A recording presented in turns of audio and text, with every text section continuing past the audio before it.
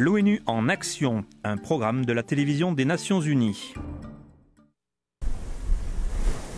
C'est dans la péninsule de Kalpitiya, sur la côte occidentale du Sri Lanka, que se trouve la plus grande nappe aquifère peu profonde de ce pays.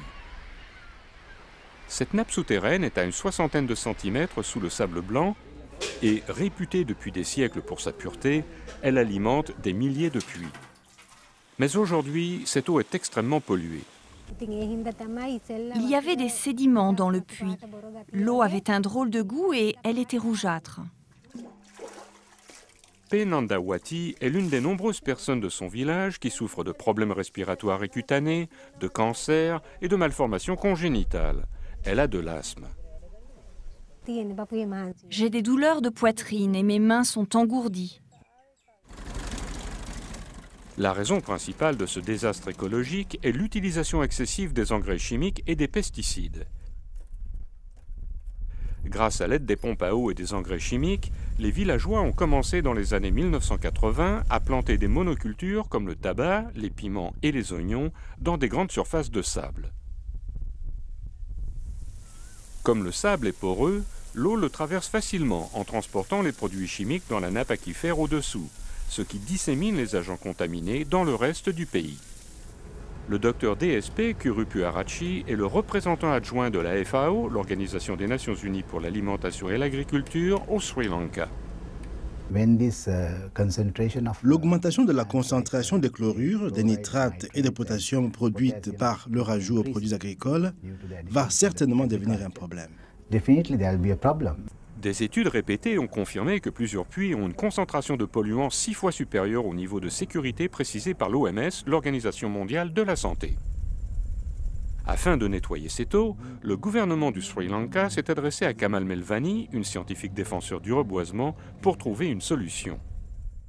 La première fois que je suis venue, il n'y avait que ce puits ici.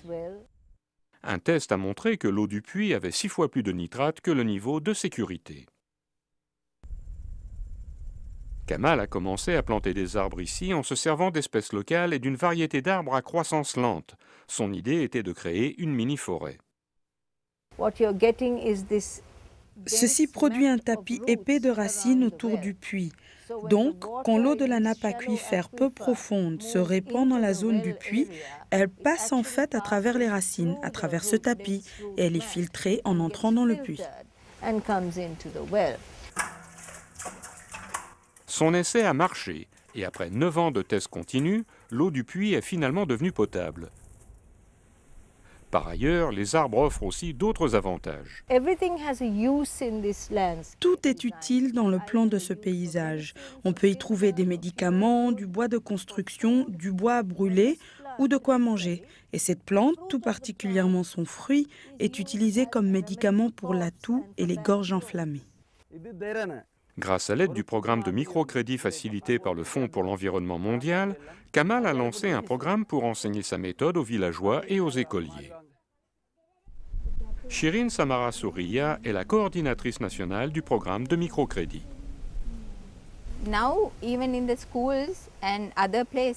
Maintenant, que ce soit dans les écoles ou ailleurs, et même si le programme prend fin, les gens sauront comment le continuer et le reproduire pour obtenir une meilleure qualité d'eau potable à usage multiple.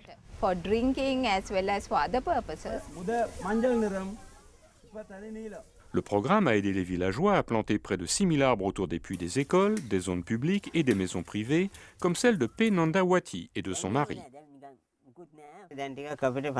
Maintenant, nous pouvons boire cette eau, ce qui était impossible avant. Grâce à ce projet, ce couple a aussi pu apprendre la culture organique. Bien que les arbres puissent aider à résoudre le problème de la contamination, la solution à long terme serait que les agriculteurs remplacent l'utilisation excessive des produits chimiques par une agriculture viable. Donc, si ces cultivateurs pauvres peuvent vraiment passer à l'agriculture organique et se faire certifier pour vendre leurs produits à des prix élevés, leur avenir n'en sera que meilleur.